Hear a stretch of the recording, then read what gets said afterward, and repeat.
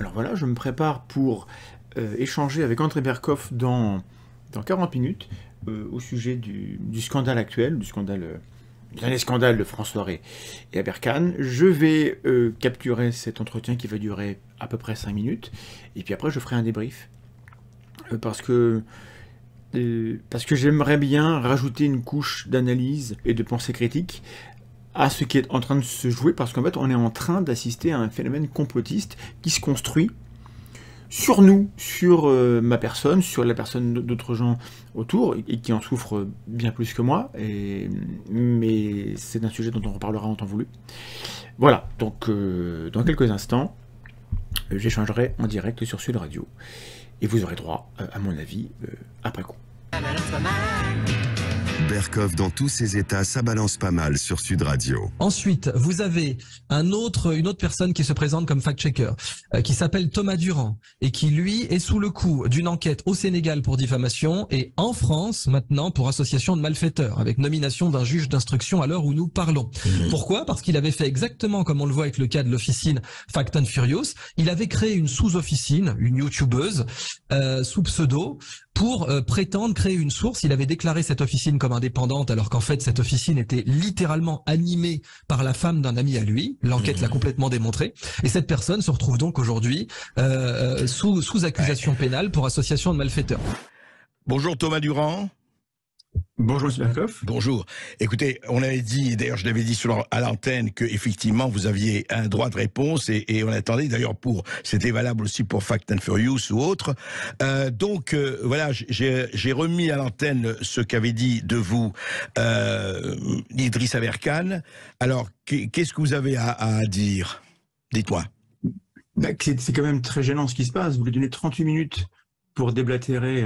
Non, j'ai donné très exactement ce qu'il... J'allais pas faire 38 minutes, il parle de Fact and Furious pendant 20 minutes. J'ai donné très exactement ce qu'il a dit sur vous, et sur la plainte, d'ailleurs, qu'il a déposée contre vous. Voilà. Il y a d'autres éléments dans les 38 minutes que vous avez donné à M. Berkan qui posent problème, parce que c'est une théorie du complot générale, où j'aurai un rôle particulier, et donc vous donnez la parole à des complotistes. Je n'y peux rien, c'est comme ça. Donc vous me donnez au moins 5 minutes pour répondre, c'est un petit peu juste. Allez-y, répondez, voilà. Alors déjà, vous avez présenté M. Berkan comme docteur en neurosciences. Est-ce que vous êtes sûr de ça? Écoutez, moi j'ai lu les livres d'Aberkan. Je trouve que Idriss Aberkan est quelqu'un qui parle de choses tout à fait passionnantes et qui en parle bien. Je n'ai pas vérifié ses diplômes, mais le problème n'est pas les diplômes. Le problème, vous savez, c'est ce que les gens ont à dire. Dans ces livres, moi je ne juge pas votre affaire, je ne la connais pas, donc je n'ai pas à juger, à dire quoi que ce soit là-dessus. En revanche, lui, effectivement, il se présente comme cela. Moi, je juge les gens et les hommes ou les femmes à leurs œuvres, et ces œuvres m'ont plutôt intéressé. Voilà. Moi, quand on m'a appelé, on m'a demandé comment voulez-vous qu'on vous présente. Donc, je vais expliquer comment vous voulez qu'on me présente, Oui. ça n'a pas été fait. Et donc, c'est ce qu'on fait en Alors, général. dites-moi, alors présentez-vous, allez-y. C'est pas important, mais juste, quand on présente si. Aberkan, on présente docteur en sciences cognitives. Et il n'a pas de doctorat en sciences cognitives. Non, mais... Donc, il faudrait peut-être que vous vérifiez qui sont les gens que vous invitez. Vous dites, non mais attendez, non, ce que Thomas Durand, vous dites que vous avez dit, il y a un récit complotiste d'Idriss Aberkan. Bon, vous dites qu'il vous a diffamé, voilà, en quoi vous a-t-il diffamé? Alors dites-le, c'est pour ça que on vous donne le droit de réponse. Allez-y. Je serai poursuivi pour association de malfaiteurs, apparemment, c'est très grave, hein, c'est passible de 5 à 10 ans de prison. Oui. Et donc, il paraît qu'il a porté plainte, et moi, je n'ai pas de preuve de ça. Alors attendez, moi j'ai la preuve. Ah, vous avez la preuve qu'il a porté plainte? Ah oui. Mais c'est une nouvelle, c'est très bien. De constatation de votre plainte, de la plainte d'Idriss Aberkan contre vous, avec constitution de partie civile, déposée le 27 octobre 2022. C'est étonnant que vous ne l'ayez pas eu, avec effectivement harcèlement moral, cyberharcèlement, dénonciation calomnieuse, association de malfaiteurs. Mais en tout cas, je peux vous dire, cette plainte a été déposée. Maintenant, la justice suit son cours, moi je ne sais pas, mais voilà. Et donc, M. Aberkan a déclaré ça chez vous. Moi, j'aimerais savoir, c'est quoi en gros, ce chef d'inculpation veut dire qu'avec d'autres personnes, dans l'ombre, j'ai préparé un crime ou un délit. Et intitulé des crimes ou du délit que j'aurais préparé et qui mériterait 5 ans de prison, qui justifierait... On est quand même dans un délire où je serais moi à l'origine d'une officine. Alors, une officine, c'est quand même un mot aussi très chargé. Hein. Une officine, alors j'ai la définition du dictionnaire, endroit où l'on complote où on se prépare des mauvaises choses. Donc, par définition, dire que moi, j'appartiens à une officine, si on n'a pas des éléments pour le prouver, parce que ça peut arriver. Bah écoutez, la justice suivra son cours, la plainte est déposée, ça vous allez le voir. Vous-même, vous ne portez pas plainte contre Idriss Aberkane? Écoutez, moi, je n'ai pas des moyens infinis comme les siens. Je n'ai pas des amis millionnaires comme M. Azalbert, donc je vais faire ce que je peux. Je suis en train de réfléchir à peut-être le faire. Ça ne demande, excusez-moi, Thomas Durand, ça ne demande, on n'a pas besoin d'être millionnaire pour déposer plainte, franchement. Non, mais enfin, quand vous êtes pauvre, on peut vous insulter quand même plus facilement. Ouais, peut-être que vous l'ignorez, parce que vous avez la chance de ne pas être pauvre. Oui, écoutez, vous êtes pas un prolétaire SDF, que je sache. Non, très sincèrement. Non mais attendez, ce qui est extraordinaire là-dedans, vous avez déjà eu 3 minutes, vous ne répondez pas sur le fond. Est-ce que ce qu'il dit est complètement délirant et faux ou pas? Or, vous me dites qui est Aberkane, c'est un docteur, c'est pas un docteur. Et vous me dites, je ne savais pas s'il a déposé plainte. Il a déposé plainte le 27 octobre pour cela. Après, moi, le reste, je ne sais pas. Il a eu raison ou pas raison, sa plainte est fondée ou pas. Vous ne savez pas, mais vous donnez 38 minutes à quelqu'un qui ne sait pas. Je donne 38 minutes à quelqu'un qui a expliqué au-delà de votre cas comment fonctionne effectivement un certain nombre de gens. Car il a notamment expliqué que Wikipédia était gratuit et que parce que Wikipédia est gratuit, alors, je cite, donc Wikipédia exploite votre crédulité à des fins politiques. Et vous êtes en face, et vous avalez ça comme ça? C'est un agrégat. Écoutez, moi je vais vous dire une chose par rapport à Wikipédia, parce que vous parlez de Wikipédia. J'ai été assez étonné, moi, de voir la fiche Sud Radio de Wikipédia et ma fiche personnelle sur Wikipédia, si vous voulez en parler. Moi, quand on me dit mouvance complotiste et identitaire, je demande d'avoir un mot que j'ai dit complotiste ou identitaire. C'est très facile. C'est-à-dire que les soi-disant fact-checkers disent, alors eux peuvent parler d'officine, eux peuvent parler de complot. Enfin, franchement, il faut être sérieux, Thomas Durand. Je ne parle pas de vous, je ne connais pas, donc je ne me permets pas de donner jugement sur vous. Mais des gens qui passent leur temps à accuser. Et une chose aussi, vous allez m'expliquer pourquoi Fact and Furious, qui a supprimé son site, etc. Mais j'ai été étonné hier de voir que la page Wikipédia, j'étais allé le voir, a été supprimée de Fact and Furious. Comment ça se fait? Qu'est-ce que Wikipédia a à voir avec moi, j'ai la réponse à votre question, mais alors allez-y. Il faut apprendre à poser les questions aux bonnes personnes. Hein. C'est quand même votre métier. Moi, je ne peux pas répondre pour Wikipédia. D'accord. Par rapport aux propos complotistes, je crois me souvenir que vous avez déclaré que le sauvetage d'un enfant d'un balcon, un Français, un étranger, était un coup monté. Pas du tout. Pas du tout. Vous voyez, déjà, vous déformez. J'ai dit. Vous avez l'occasion de répondre à ce que je vous dis parce que vous êtes chez vous. Non. J'ai dit que ah ben oui, puisque vous m'accusez de cela. Je persiste et je signe en disant que quand tout le monde a dit qu'un enfant de 3 ans et demi était tombé, parce que j'ai fait l'enquête, figurez-vous, contrairement à d'autres, je ne dirais pas, était tombé du 5e au 4e étage sans une égratignure, j'ai dit ça, c'est impossible. Je n'ai jamais dit que l'affaire Gassama était un coup monté. J'ai dit simplement que cette histoire, étayée par des scientifiques, je suis allé rue Max-Dormois, était impossible. Alors on m'a dit, ah là là, c'est pas possible, c'est du complot. Mais qu'est-ce que ça veut dire? Faut quand même avoir le sens des mots, Thomas Durand. Faut pas raconter n'importe quoi. Donc toujours est-il que... Sur Gassama et sur l'affaire Mamadou Gassama et le bébé, je persiste et je signe sur la chute du bébé du 5e au 4e étage. Voilà. Maintenant, qu'est-ce que vous allez faire, vous allez... Mais pourquoi? Ce que je comprends pas, vous dites que vous êtes pauvre. Puisque vous dites que Idriss Aberkane... On m'a dit que j'étais pauvre. Hein? Ah si, vous venez de le dire. Non, alors les gens pourront rembobiner, ils diront ce que j'ai dit, ce que je n'ai pas dit. Bon, écoutez, simplement, pourquoi, la question, pourquoi vous n'attaquez pas Aberkane pour, effectivement, propos calomnieux, etc., etc. Je comprends pas. Dans votre question, il y a un présupposé qui est que je n'attaque pas. Vous savez que j'ai quand même un délai. La justice prévoit qu'on a un délai pour attaquer. On peut réfléchir aux choses. Non, mais c'est ce que... Moi, j'ai pas envie de passer mon temps à attaquer. Mon travail, c'est pas ça. Mon travail, c'est pas d'aller attaquer les gens en justice. C'est faire de la science, parler de science. Mon travail de base, vous comprenez? Et quand des gens en parlent mal, comme M. Aberkane depuis des années, moi, je critique son contenu. Son contenu en science, il est faux. Il y a plein de débunkages.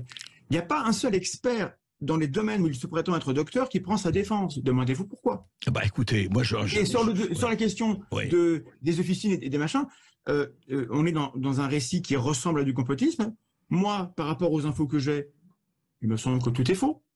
Vous verrez bien. Écoutez, on verra Et bien. quand on leur a montré que tout est faux, bah, vous ferez quoi? Vous direz, bah, j'ai Moi, donné écoutez, rapport à la quand on a légende. montré que tout est faux, je peux vous le dire ici, justement, contrairement à ça, eh bien, je vous convoquerai à l'antenne et on parlera de cela. En attendant, ça reste dans le flou le plus total. Et Ah ce oui. que vous me dites, vraiment... Calomnie, il pourra toujours en rester quelque chose. Donc là, il a eu 38 minutes. Et regardez chez vos amis qui sont très souvent spécialistes de la calomnie aussi. Merci Thomas Durand. Mes amis. Qui sont mes amis? Vos amis qui sont très souvent spécialistes de la calomnie aussi. Mes amis. Thomas Durand. Qui sont mes amis? Tout de suite s'est dans le coupé. face-à-face, André Ah, dis donc, Bertrand reçoit Merci Haddad. Voilà, donc bah, on va débriefer en direct.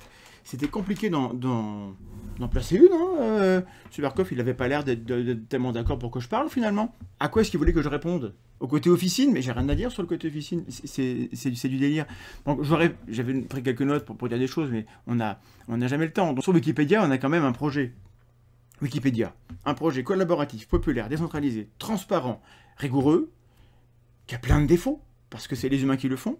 C'est l'encyclopédie la plus fiable du monde. Il y a des études qui ont montré, on a fait un live avec des gens de Wikimedia France, qui montrent que c'est l'encyclopédie la plus fiable. Les erreurs qu'il y a dessus, parce qu'il y en a, elles sont corrigées plus vite que sur n'importe quel autre site. Et il y a des petits malins qui ont voulu montrer que j'avais tort et ils sont allés vandaliser ma page Wikipédia en rajoutant des propos infamants. Le premier, en pleine nuit, a été corrigé en 4 heures, et le deuxième, en 1 minute. Donc les erreurs sont corrigées assez vite, et ceux qui veulent montrer le contraire montrent qu'en fait, on a raison. Et ce projet Wikipédia, qui, évidemment, est un petit peu plus compliqué sur les sujets d'actualité, donc sur les profils des personnalités, on peut ne pas être content de ce que le profil Wikipédia dit, hein, évidemment, c'est comme ça. Aberkan a dit que parce que ce projet était gratuit pour tout le monde, alors Wikipédia exploite la crédulité des gens à des fins politiques. Donc Wikipédia exploite votre crédulité à des fins politiques. Non, il n'a pas dit ça. Si Wikipédia est gratuit, c'est que Wikipédia exploite votre crédulité à des fins politiques, et on ne peut pas dire les choses autrement. Mais et je n'ai pas eu le temps de dire à monsieur Berkoff, sur le radio c'est gratuit, hein. Enfin, c'est gratuit, mais enfin, y a de la pub et c'est possédé par un milliardaire, monsieur Latouche, connu pour ses acquaintances très très fortes avec l'extrême droite. J'y peux rien, c'est pas ma faute, c'est comme ça. Les vidéos de monsieur Aberkan sont gratuites. Si monsieur Aberkan dit quand c'est gratuit, c'est la preuve qu'on exploite votre crédulité, et s'il est un petit peu cohérent, ça veut dire que ces vidéos gratuites ont pour but d'exploiter la crédulité des gens.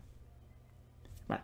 Ça marche pour lui, c'est son monde à lui. Moi, dans mon monde à moi, quand c'est gratuit, c'est parce qu'on aime le partage, qu'on aime la science, qu'on aime la connaissance, et qu'on pense que c'est important que ça circule. Voilà. C'est pour ça que moi, je fais ce que je fais, et que c'est gratuit, mais vous pouvez nous soutenir, parce que mon travail est financé par vos dons, chers amis. Donc, pour la liberté d'expression, M. Berkoff est le chantre de la liberté d'expression. Il s'en veut le grand défenseur. Mais quand on regarde les gens qui l'invitent, il n'invite que les gens du même côté. Il n'a jamais invité les gens qui ont été diffamés par tous les excentriques qu'il reçoit et à qui il fait un pont d'or. Voilà. Et évidemment, ça fait du scandale, ça fait du buzz, ça fait de la vue. Mais il y a un moment donné, peut-être que ça peut avoir des conséquences. Le journaliste a quand même des responsabilités dans le fait de faire croire aux gens que des invités qu'il reçoit sont fréquentables, respectables, ont raison, et parce que Aberkoff, il est quand même jamais très très mordant face aux complotistes, il est quand même souvent d'accord avec eux. Et c'est un peu dommage. Je rappelle d'ailleurs que mes publications à moi sur Facebook, sur Aberkan, sont censurées maintenant, parce que ces gens-là, amoureux de la liberté, adorent faire du signalement en masse, ce qui fait qu'on va supprimer les propos sur Facebook. Ça m'est arrivé plusieurs fois. Hein. Je suis contre ces pratiques dans mon camp, je suis contre ces pratiques dans le camp des gens qui nous attaquent. Je serais coupable d'association de malfaiteurs. Article 450, alinéa 1, constitue une association de malfaiteurs, tout groupement formé ou entente établie en vue de la préparation, caractérisée par un ou plusieurs faits matériels, d'un ou plusieurs crimes ou d'un ou plusieurs délits, punis d'au moins 5 ans d'emprisonnement. C'est du très très très sérieux, ça. Hein. Je peux très bien être accusé de ça et être innocent. Tous les gens du monde sceptique dont Aberkan aime à rappeler qu'ils sont accusés, il n'y en a pas un seul qui a été condamné. Bon. Alors moi, je pourrais jouer au même jeu que ces messieurs. Je pourrais les accuser d'être à la solde des Russes. On sait que les Russes, c'est reconnu, hein, y compris par les hauts dignitaires du régime, dépensent beaucoup d'argent pour déstabiliser les démocraties ou les régimes dits démocratiques. Là-dessus, je n'ai pas d'avis. Et il dépense beaucoup d'argent, notamment en France, pour semer le trouble. Il y avait quand même, avec Russia Today, un double discours, où en Russie, l'antenne était pro-vaccin, et puis en France, elle était anti-vaccin. Comme si le fait de mettre en avant l'antivaccinisme en France pouvait être profitable à la Russie, parce que ça cause du désordre, ça cause de la grogne, et ça fout le bordel. Bon, peut-être que ces gens, M. Aberkan et Azalbert, sont financés par la Russie. Je pourrais balancer ça, j'en sais rien. Vous non plus, peut-être que c'est vrai en plus. Hein, donc je pourrais le faire. Je pourrais rappeler que M. Azalbert, donc on n'a pas parlé de M. Azalbert beaucoup, parce qu'il n'était pas invité, donc c'était pas le lieu, mais bon, l'enquête, le scandale d'État qui sort actuellement, c'est quand même Aberkan et François, donc Azalbert. Je pourrais rappeler que M. Azalbert, millionnaire, a travaillé chez McKinsey, le fameux cabinet là, qui est au cœur d'un vrai scandale d'État, en l'occurrence, avec la Macronie. Je pourrais rappeler que dans sa dernière vidéo, et même dans l'enquête publiée par François, on fait des courbettes à Emmanuel Macron. Allez vérifier ce que je dis, tout est absolument vrai. Mais ça sert à quoi que je vous lance ces soupçons-là? C'est plus intéressant qu'on s'intéresse aux faits, qu'on décortique la rhétorique, et que quand il y a une affaire pénale, on attend que le pénal juge, plutôt que de s'appuyer là-dessus pour dire que les gens en face sont malhonnêtes. Donc évidemment, ça, j'avais pas le temps de le dire en 5 minutes chez M. Berkoff, vous pensez bien. J'aimerais préciser quand même que alors, une règle générale, et je n'arrive pas à m'en rappeler sur le coup, mais ça marche avec la plupart des gourous et des gens un peu mégalos avec qui on s'emplâtre. Quand on regarde la manière dont ces gens, Grimaud, Aberkan et compagnie, accusent les gens d'en face, il y a une sorte de projection. Il faut avoir ce réflexe de se dire, ok, on prend du recul, de quoi ce monsieur accuse-t-il les autres? Et de se dire, tiens, est-ce que c'est pas exactement ce qu'il est en train de faire? Et j'ai pas encore ce réflexe, je suis en train de l'acquérir, enfin, réflexe, il faut pas, mais bon, en tout cas, cette question à l'esprit. Donc cette projection, j'y pense parce que dans cette affaire, dans sa vidéo, Aberkan nous accuse, nous, le groupe des gens qu'il veut accuser là, hein, de character assassination, donc un assassinat de personnalité qui serait commandé par le pouvoir, on serait aux ordres de gens, et on aurait des cibles, et on serait censé tout faire pour les détruire, voilà, user de tous les moyens pour bousiller leur crédibilité, pour les détruire, pour les éliminer. Or, l'affaire éclate parce que, d'un seul coup, on cible Antoine Daoust, on met un témoignage qui vaut ce qu'il vaut, il faut être prudent avec tout ça, mais qui a pour but de détruire sa personnalité, sa personne, sa crédibilité, son honneur, tout ce que vous voulez, pour ensuite déborder sur, il y a des gens autour, il y a un réseau, et c'est tous des méchants, sur la base de quoi allez lire l'article de François, demandez-vous ce que ça prouve. On n'est pas dans la character assassination quand on est plusieurs, amoureux des sciences, amoureux de la connaissance, à dire attention, dans les médias passe quelqu'un qui a beaucoup de succès, mais qui repose sur un CV qui est contrefait, qui repose sur des prétentions absolument folles d'expertise dans un domaine qu'il ne maîtrise pas, et vous ne devriez pas donner la parole à un type comme ça, dans ce contexte-là, il a bien le droit de dire ce qu'il veut, mais pas de se prévaloir d'un parcours qui n'est pas le sien.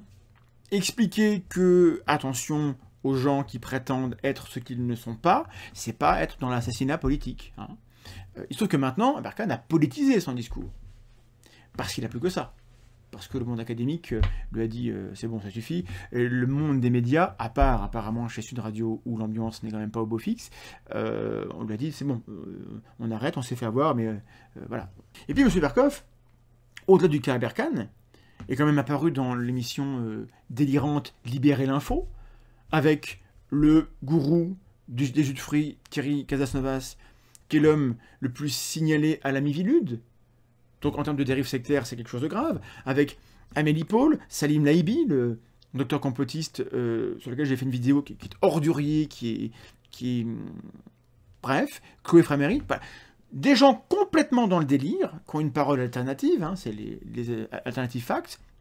Et M. Aberkan les félicite, il considère que leur travail est d'utilité publique. Alors moi, je veux bien respecter le parcours de cet homme des médias, M. Berkoff, c'est pas n'importe qui, mais je m'attendrais quand même à ce qu'il soit un petit peu plus prudent et qu'il ne soit pas juste amoureux d'une parole alternative parce qu'elle est alternative, parce que ça pourrait être faux et ça pourrait même être dangereux. Donc, il y a soit il gâtouille, soit il a vrillé, soit il a toujours été comme ça, soit il ne se rend pas compte, ou alors il veut juste faire chier le monde.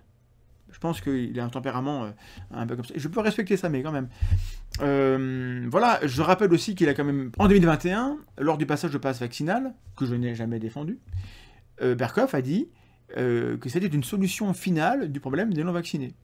Solution finale. Et Berkoff a assumé ce vocabulaire. Dans un contexte où des gens criaient au génocide par le vaccin. C'est pas raisonnable, c'est pas sérieux. Je pense que Sud Radio devrait se demander si c'est ça qu'ils veulent faire. Est-ce que toute la rédaction de Sud Radio est d'accord avec ça? Alors, entre nous, je sais que non. Tant mieux, c'est rassurant, ça veut dire qu'il y a des gens raisonnables, des gens qui se rendent compte qu'il faut être responsable lorsque on est dans un média de grande écoute. Bon, donc je ne sais pas quelles seront les conséquences de mon passage, je ne sais pas si j'aurai convaincu qui que ce soit. De toute façon, donner un droit de réponse de 5 minutes juste sur la partie où je serai nommé, c'est hypocrite et ridicule de la part de M. Berkoff. Il faut donner un temps de réponse. Il faut donner 40 minutes. On vient et on explique. Moi, je veux bien expliquer c'est comment on travaille. Expliquer comment est financé le travail de la STEC, quels sont les sujets, comment on les choisit, pourquoi on s'est attaqué à Azalbert, François, à Berkane ou à Raoult. Raoult a été défendu par Berkoff. On peut expliquer pourquoi on est dans cette démarche. Peut-être que ça aiderait les gens à éviter d'avoir des fantasmes de complot dans tous les sens. Parce que, qu'il le veuille ou non, André Berkoff est devenu l'un des héros de la complosphère. Et peut-être que ça le fait chier, peut-être qu'il n'a pas envie, ou peut-être que si. Et je n'en sais rien. Moi, je ne suis pas dans la détection des intentions des gens, dans leur vie intime. Et il ne faudrait pas que Sud Radio s'étonne si, à force de donner la parole à des gens complètement extrêmes, diffamants, qui propagent des fake news sur des sujets de santé publique, si leur chaîne YouTube devait sauter parce que des gens avaient l'idée comme ça de les signaler en masse, comme on nous signale nous en masse lorsqu'on parle d'Aberkane sur Facebook. Si ça devait arriver, la responsabilité en incomberait aux gens qui font le choix d'inviter tous ces gens-là sans les contredire et sans inviter le camp d'en face de gens raisonnables, de chercheurs qui pourraient expliquer à M. Berkoff que en fait les choses sont plus subtiles, plus compliquées et parfois même plus simples que ce que racontent les complotistes. Bon. Évidemment, l'affaire n'est pas finie. J'apprends aujourd'hui donc que la plainte a été déposée. Et ben ça c'est bien. Puisque la plainte a été déposée, on va pouvoir se défendre. Bon, et en fait c'est plus compliqué que ça. Pour pouvoir se défendre, encore faut-il que la plainte aboutisse et qu'on ait accès au contenu, qu'on sache ce qui nous est reproché. Et ce que j'ai... Enfin, chez Berkoff, il était impossible que je me défende contre ce dont je suis accusé parce que je ne sais pas de quoi je suis accusé. Allez vérifier. Est-ce que Idriss Aberkane ou les autres disent Thomas Durand a fait ceci, on a des éléments factuels pour montrer que c'est vrai, et voilà en quoi c'est incriminant. On a une insinuation vague de participation à des officines, que sais-je, c'est un bordel sans nom, et donc moi je ne sais pas de quoi je me défends. Donc quand je viens faire un droit de réponse, c'est pas un droit de réponse sur une accusation précise, c'est un droit de réponse sur la prise de parole d'un fou furieux complotiste qui met mon nom dans une salade de mots, qui balance à une communauté de gens toxiques qui harcèlent en masse les gens autour de moi et qui a pour but de détruire ma crédibilité parce qu'évidemment, mon travail consiste en partie à m'attaquer aux escrocs, aux baratineurs, aux faux, aux imposteurs. Et Aberkane est le meilleur exemple d'imposture scientifique académique en France à l'heure actuelle. Enfin, il n'y peut rien, ça fait 6 ans que son cas m'intéresse, que j'écris dessus, que je fais des vidéos. Évidemment, je suis l'une des plus grosses épines dans son pied, donc il fallait bien qu'il cherche à m'éliminer. Mais comment voulez-vous que je me défende puisque je ne sais pas de quoi je suis accusé? Et j'ai reçu le courrier d'un avocat qui veut garder l'anonymat et qui m'a expliqué des choses, parce que moi je ne suis pas juriste, je suis très incompétent en droit. D'autres sont incompétents mais prétendent qu'ils s'y connaissent. Moi, quand je ne sais pas, je vous le dis. Et donc, je vais vous lire le courrier qu'il m'a envoyé parce que ça éclaire un peu ce qu'il se passe. Bonjour monsieur, j'ai décidé de vous écrire en rapport avec les accusations dont vous faites l'objet de la part de monsieur Aberkane et notamment par rapport à ce que vous a dit Berkoff sur Sud Radio.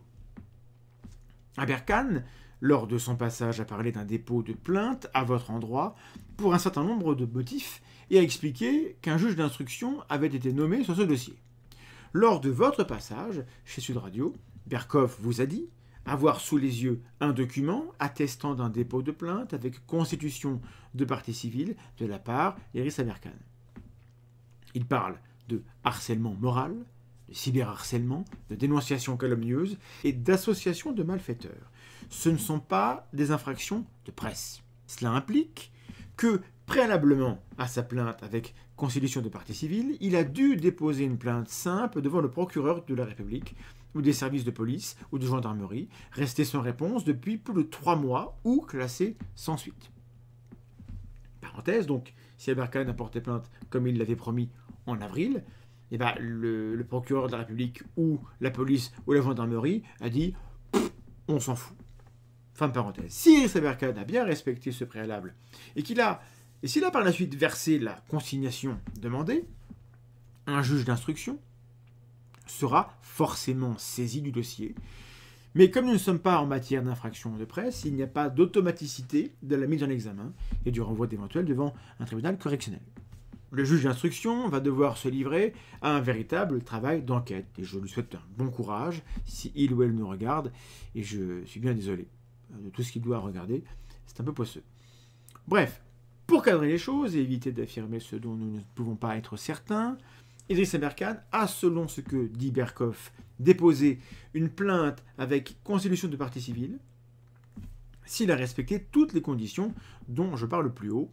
Une instruction sera ouverte à l'initiative d'Aberkane et non pas parce qu'un juge d'instruction aura estimé qu'il y avait la matière à ouvrir une instruction. Cela colle avec les affirmations d'Aberkane qui expliquent qu'un juge d'instruction est en charge du dossier.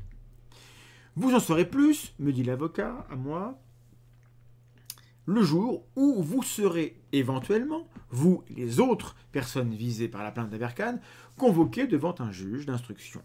En attendant, et faute d'être mis en examen ou d'être témoin assisté, aucun accès au dossier n'est possible. De telle sorte que vous n'avez pas accès à la plainte et que vous n'avez aucun moyen de savoir précisément ce qu'Aberkane vous reproche. Et peut-être que M. Berkoff, lui, il a accès à ça, mais moi, je n'ai pas accès. C'est dommage, mais c'est comme ça. Sur le fond, le fait est qu'Aberkane instrumentalise la justice pour faire croire que les autorités vous soupçonnent d'avoir commis un certain nombre d'infractions, alors que c'est pour le moment lui seul qui est à l'initiative de toute cette procédure.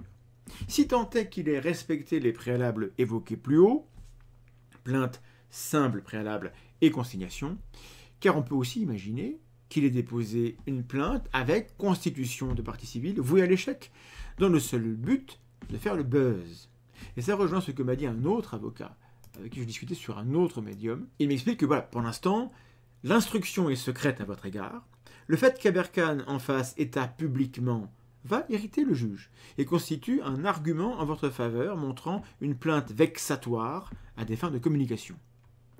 N'oubliez pas que le premier objet de cette plainte est de vous faire perdre votre tranquillité. Le deuxième est de pouvoir agiter un papier pour attaquer votre crédibilité. Faute de pouvoir réfuter votre message. Je sais que c'est facile à dire, mais ne vous laissez pas intimider. La calomnie est un outil très efficace.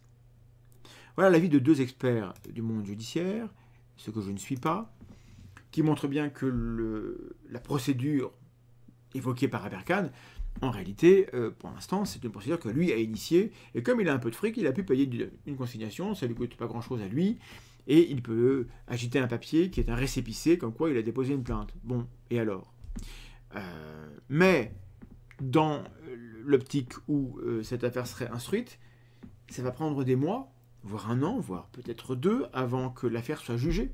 Et dans l'intervalle, évidemment, on est censé être supposé innocent, sauf que, calomnier, il en restera toujours quelque chose. Évidemment, dans un contexte pareil, vous imaginez bien qu'encore plus qu'hier, j'estime nécessaire d'agir, et donc de porter plainte. Parce que M. Berkoff, sur le plan de la communication, a parfaitement raison. Lorsqu'on est dans ma situation, diffamé, avec mon nom mêlé à des affaires et à des histoires rocambolesques, on ne peut pas se défendre, parce qu'on ne sait pas de quoi on est accusé exactement, et donc on ne peut que attaquer pour diffamation, pour éventuellement harcèlement, enfin toute la ribambelle de choses habituelles. Et évidemment, c'est quelque chose à quoi je vais peut-être me résoudre, mais sachez que ça va me coûter entre 3 et 8 000 euros. Alors bon, pour M. Berkoff, c'est pas beaucoup d'argent. Mais pour vous et moi, peut-être que ça pique. Donc voilà, il fallait que je fasse cette parenthèse nocturne. Je reprends le cours du débrief que j'avais enregistré juste après l'émission. Et peut-être que je reviens à la fin pour une conclusion, on verra. Avec la steak, on va réfléchir, évidemment, à l'idée de porter plainte pour diffamation. Parce que ça commence à être un petit peu grave, ce qui se passe. Et je vois autour de moi que des gens sont impactés dans leur vie de manière lourde par ce climat, et nous recevons des menaces, les uns et les autres. Maintenant, à vous de faire votre propre avis, évidemment. Puisqu'il y a plainte, il y aura des suites, et donc il y aura encore des vidéos sur le sujet. Et ça fera partie maintenant de la ligne éditoriale de défendre la pensée critique jusque dans les prétoires, en fait. C'est l'étape suivante, là où on est. Alors, et je tire mon chapeau à tous les sceptiques et zététiciens qui vont continuer de traiter exclusivement des choses qui ne sont pas liées à des affaires aussi pénibles. Et je les envie, parce que j'aimerais bien pouvoir continuer à faire des sujets juste de science et de pseudo-science pour le plaisir intellectuel que ça représentait, pour le plaisir du débat, d'échanger avec des gens qui ne sont pas d'accord, chose qu'on pratique. Et j'avais pas envie d'être dans un pugilat idéologique, poisseux, dégueulasse, monté en épingle jusque dans des radios de grande écoute. J'avais pas envie de ça, moi, c'est pas mon kiff. Hein. Voilà. Abonnez-vous. Attention aux idées que vous acceptez de mettre dans votre tête. Prenez soin de vous et bonne fête.